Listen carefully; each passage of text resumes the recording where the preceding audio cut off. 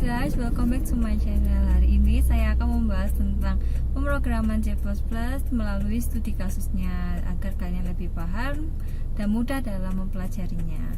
Semoga kalian suka ya. Jangan lupa like, share, and subscribe ya. Oke, pembahasan kita masih seputar pemrograman C++ ya. Sekarang kita akan melanjutkan pembahasan dari pertemuan sebelumnya. Dan yang akan kita bahas sekarang yaitu mengenai studi kasus dari struktur kontrol. Dari pertemuan sebelumnya kan kita sudah bahas tentang studi kasus dari operasi dasar, yaitu untuk analisis soalnya, terus flowchartnya, kemudian pembuatan programnya. Sekarang kita akan melanjutkan pada hal yang sama di materi struktur kontrol. Di struktur kontrol ini ada 3 soal. Yang pertama, buat flowchart dan program C++ dari konversi nilai akhir mahasiswa dengan ketentuan yang ada. Yang kedua, konversi angka menjadi hari dengan menggunakan switch case. Dan yang ketiga, membuat segitiga siku-siku dengan tampilan sebagaimana di layar. Sekarang kita langsung bahas aja untuk nomor 1. Nomor 1, setelah kita baca soalnya dengan detail, selanjutnya kita perlu menganalisis terlebih dahulu. Di sini yang akan ada untuk inisialisasi variabel yaitu berupa nilai akhir. Sisanya itu berupa inputan. Inputan itu ada nilai kuis, UTS, kuis 2, dan UAS. Setelah itu nanti akan ada perhitungannya. Sekarang kita menentukan alur dari flowchartnya dulu aja, biar nanti saat kita membuat programnya bisa lebih mudah. Jadi pertama kita start, kemudian kita inisialisasi nilai akhir sesuai dengan yang sudah kita analisis sebelumnya. Kemudian kita buat inputan berupa variabel kuis 1, UTS, kuis 2, dan UAS. Kenapa di sini dikasih penilaian kuis 1 dan kuis 2? Karena untuk membedakan antara kuis sebelum UTS dan kuis sebelum UAS. Kemudian kita masukkan perhitungannya sesuai dengan rumusnya, yaitu nilai akhir sama dengan kuis 1 ditambah UTS tambah kuis 2 ditambahkan nilai UAS-nya, kemudian dibagi 4. Karena di sini ada 4. Nanti kalau misalnya akan ada tambahan, misalnya ada kuis lagi 1 lagi, bisa ditambahkan di dalamnya sini. Nanti ini jumlahnya juga akan bertambah, dibagi 5 seperti itu. Setelah kita hitung, nanti apakah nilai akhirnya lebih besar sama dengan 80 dan nilai akhir sama dengan 100. Jadi di sini itu maksudnya range nilai untuk mencetak nilai A itu yaitu antara 81 sampai dengan 100 sesuai dengan ketentuan kan. Kalau iya, dia akan mencetak nilai A, tapi kalau tidak, dia akan menseleksi lagi apakah nilainya sudah sesuai apa belum. Apabila nilainya lebih dari 70, jadi antara 71 sampai 80, maka dia akan mendapatkan nilai B dan akan tercetak nilai B. Namun apabila salah, dia akan melakukan statement-statement atau langkah-langkah yang sama untuk pengujian seperti pengujian sebelumnya.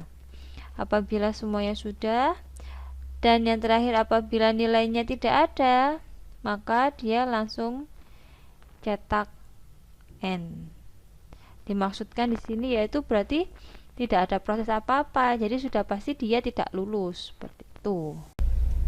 Oke, sekarang kita lanjut untuk pemrograman C++-nya. Pertama, untuk menghitung nilai akhirnya yaitu kita harus membuat inisialisasi variabel terlebih dahulu. Di sini saya pakai tipe data float. Kemudian ada variabel nilai akhir, kuis 1, UTS, kuis 2, dan UAS. Variabel-variabel ini berdasarkan yang sudah kita analisis sebelumnya. Tinggal kita masukkan saja ke dalam programnya. Setelah kita inisialisasi, kemudian kita buat inputannya. Di sini inputan untuk nilai akhir mahasiswa ada nilai kuis, yaitu untuk variabelnya kuis 1 ada UTS, kuis 2 dan UAS.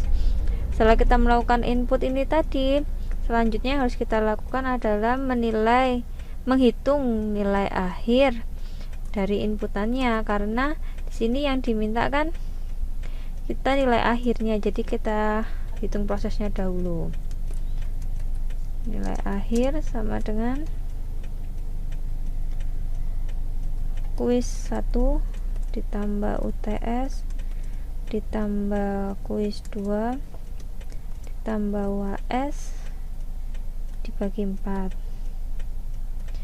Kemudian jika nilai akhir lebih besar sama dengan 80 sampai nilai akhir kurang dari sama dengan 100,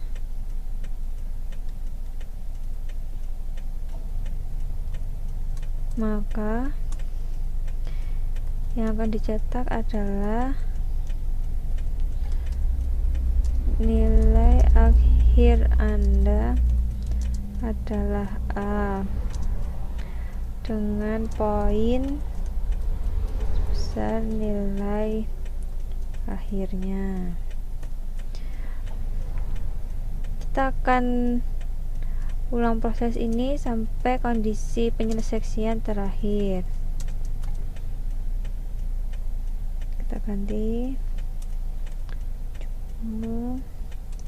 IP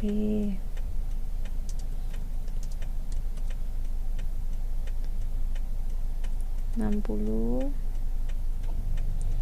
Ini nggak usah ada seleksinya ya belakang, karena nilainya kan sampai sini aja. Ini kan sebagai penentu maksimalnya nilai 100, yaitu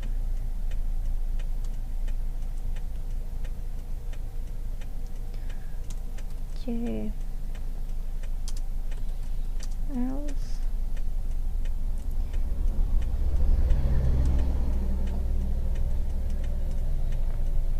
50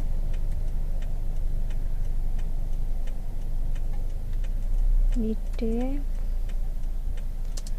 dan yang terakhir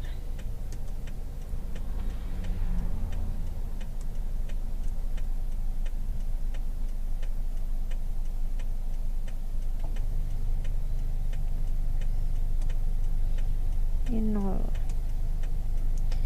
Kurungnya 1 aja ya, lupa nggak dihapus.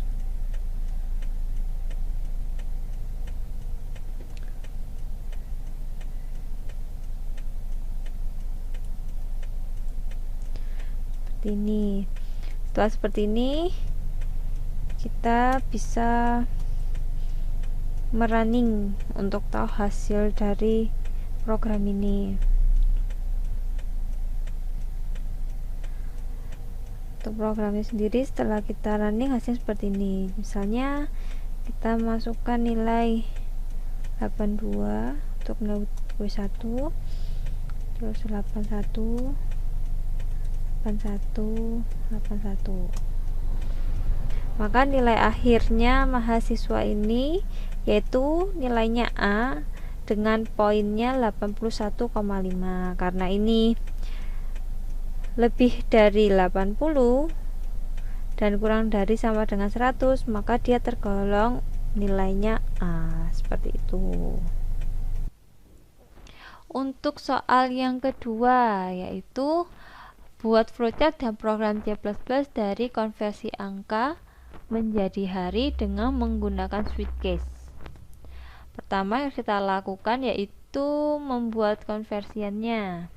Misal di sini saya misalkan untuk angka 1 yaitu hari Senin, 2 hari Selasa, 3 hari Rabu, 4 hari Kamis, 5 hari Jumat, 6 hari Sabtu, dan 7 hari Minggu. Untuk flowchartnya yang akan kita buat sebagai berikut. Pertama, kita start. Di sini angkanya akan diinputkan. Jadi angka 1 sampai 7 ini nanti akan kita inputkan. Jadi kita bisa milih kita mau cetak hari apa gitu. Jadi setelah angka dimasukkan nanti itu kita masukkan di switch-nya. Jadi misalnya angka switch-nya yang keluar 4, berarti nanti yang akan dipilih yaitu proses nomor 4 ini, yaitu berarti cetak hari Kamis. Begitu juga apabila inputannya 1, 2, 3, 5, 6, 7, hasilnya juga akan cetak berdasarkan angka yang akan diinputkan itu.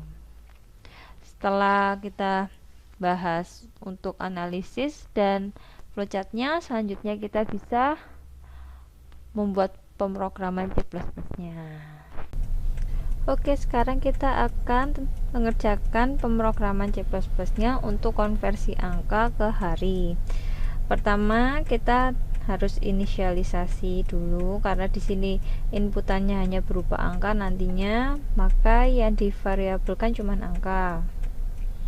Kemudian kita di sini tampilkan di layar untuk menu-menu yang akan kita pakai. Jadi misalnya dia ingin menampilkan hari Senin, Selasa, Rabu, Kamis, Jumat, Sabtu, Minggu. Di sini angka inputannya.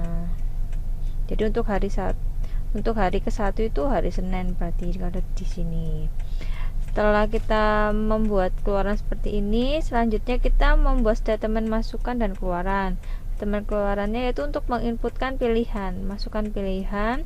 Kemudian untuk memberi nilai pada masukan tadi itu kita menggunakan statement masukan berupa variabel A. Selanjutnya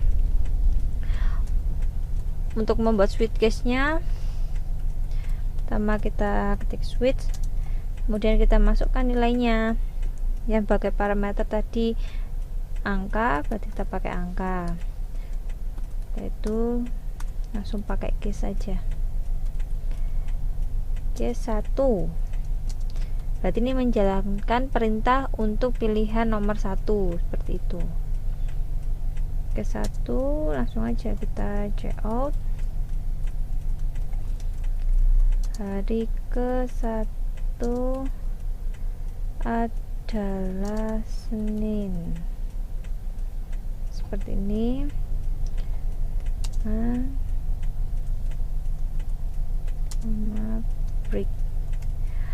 Break di sini fungsinya agar prosesnya berhenti. Jadi untuk proses 1 dia berhenti sebatas nyetak konversinya tadi itu dari inputan 1 konversinya menjadi hari Senin. Agar proses 1 ke proses 2 tidak berlanjut, maka kita kasih break tadi ini. Kita akan mengulang sampai inputannya ada 7.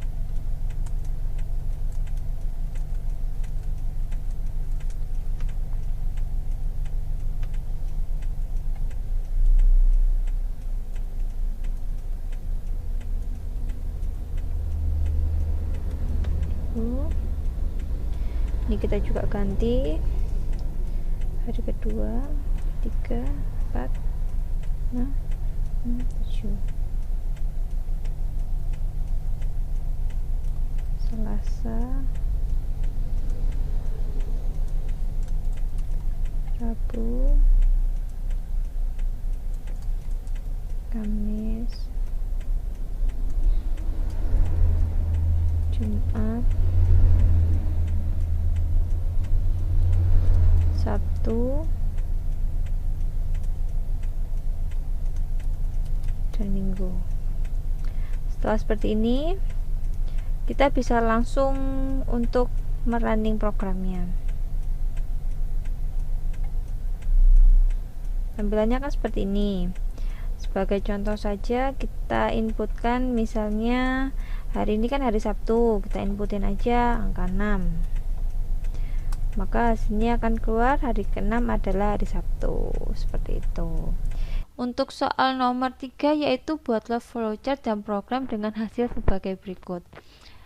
Sebenarnya kalau kita perhatikan baik-baik ya, ini sebenarnya soalnya itu sama seperti pertemuan sebelumnya. Pertemuan yang ini loh.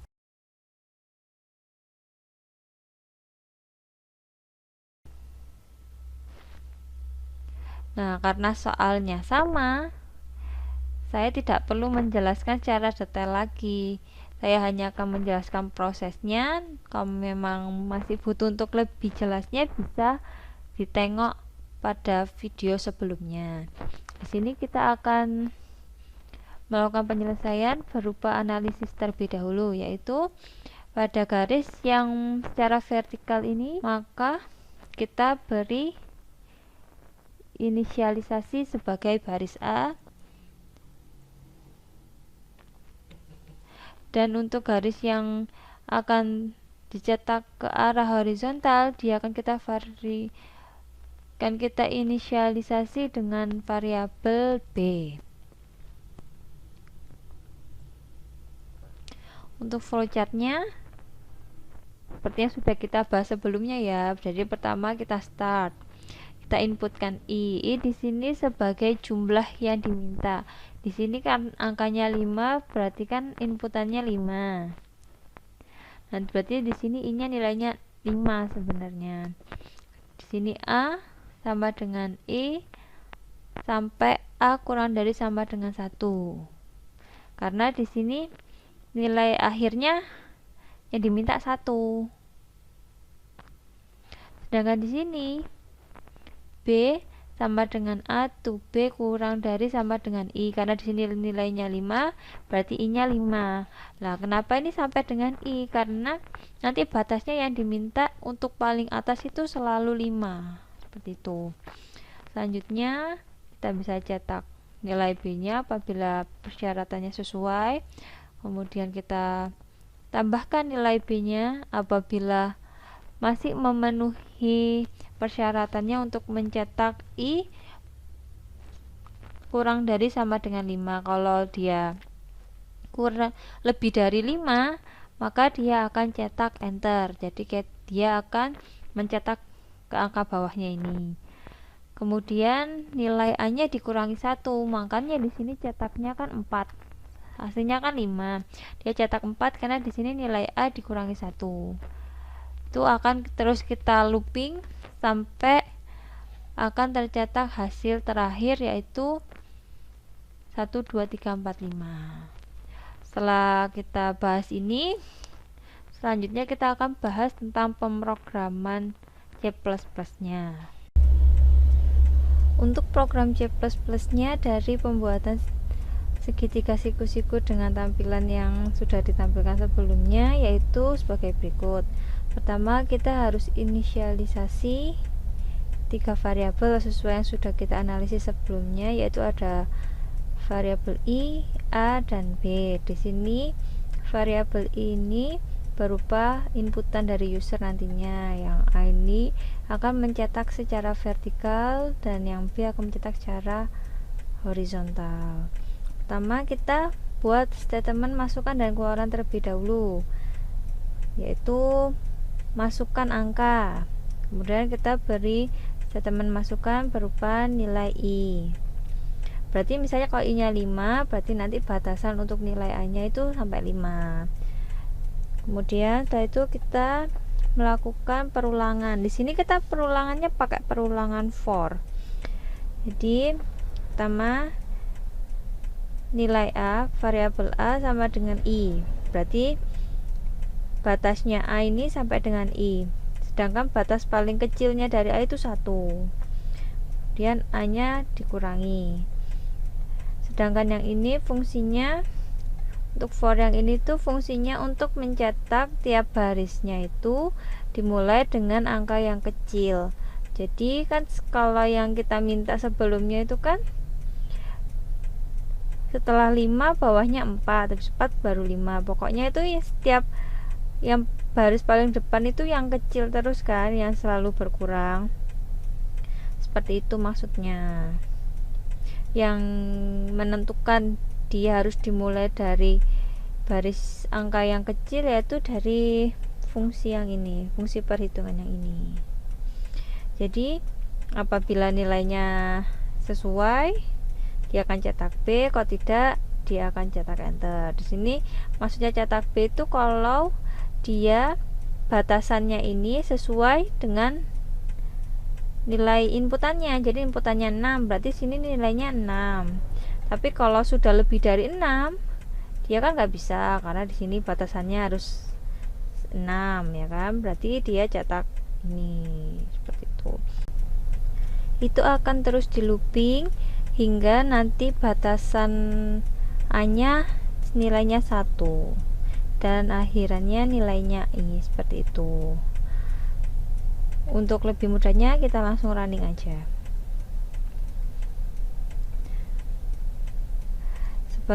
Karena di contoh inputannya 5, kita coba 5 juga aja.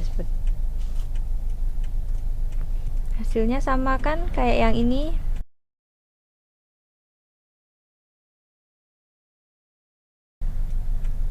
Berarti ini menandakan programnya dan logika algoritmanya benar, sesuai flowchartnya juga berarti benar.